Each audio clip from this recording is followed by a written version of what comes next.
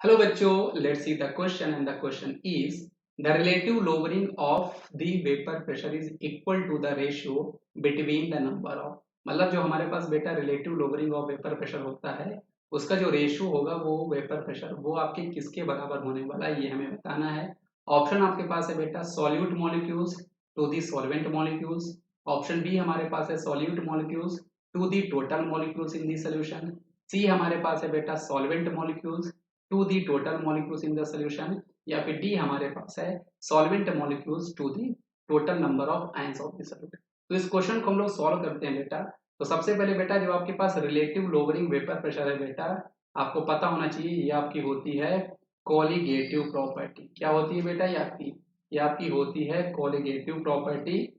और colligative property आपकी वो होती है बेटा जो आपके अमाउंट ऑफ सॉल्यूट में डिपेंड करती है। इसमें डिपेंड किया करती है बेटा अमाउंट ऑफ सॉल्यूट में।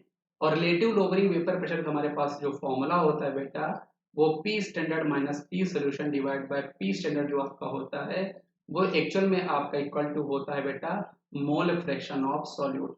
अब सॉल्यूट का मोल फ्रैक्शन हमारे पास कैसा होगा बेटा ये आपका होगा बेटा number of moles of solute divide by यहाँ पर आपका होगा टोटल मोल्स ऑफ कंपोनेंट। मतलब यहाँ पर आपके पास जितने भी कंपोनेंट दिए होंगे। मेनली हमारे पास क्वेश्चन में बाइनरी सोल्यूशन होता है मतलब इस चैप्टर में हमारे पास सॉल्यूट एंड सॉल्वेंट ही होगा। तो उसके लिए आपके पास जो total moles of solute and solvent के बराबर हो जाएगा। तो इसका मतलब हमारे पास ये हुआ बेटा कि ये जो आपके पास रिलेशन है वो आपका ऑप्शन नंबर बी से बिल्कुल मैच कर रहा है। मतलब यहाँ पर हमारे पास जो रेशियो होगा वो आपका होगा solute molecules to the total molecules in the solution. मतलब सोल्यूशन में आपके पास कितने टोटल मॉलिक्यूल्स है इन दोनों के रेशियो के बराबर होता है आपका रिलेटिव लोअरिंग वेपर प्रेशर। ये आपका बी बिल्कुल सही स्टेटमेंट है। सॉरी बिल्कुल बी आपका बिल्कुल सही ऑप्शन है जो कि हमारे जो हमने यहाँ पे वैल्यू निकाली उससे बिल्कुल मैच कर रहा है। क्योंकि आपका जो रिलेटिव लोअरिंग वेपर प्रेशर होता है वो आपका मोल फ्रैक्शन ऑफ सॉल्यूट पे डिपेंड करता है। मतलब वो आपके number of moles of solute divide by total moles of component in solution में आपके पास जितना होता है उस पे हुआ करता है।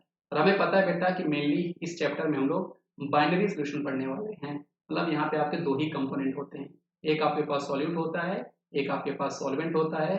मतलब ये आपका बनेगा number of moles of solute divide by number of moles of solute plus number of moles of solvent आपका बनेगा। तो सही जवाब हमारे पास ऑप्शन नंबर बी हो गया। तो आई होप आपको ये कॉन्सेप्ट समझ में आया होगा बच्चों। Thank you.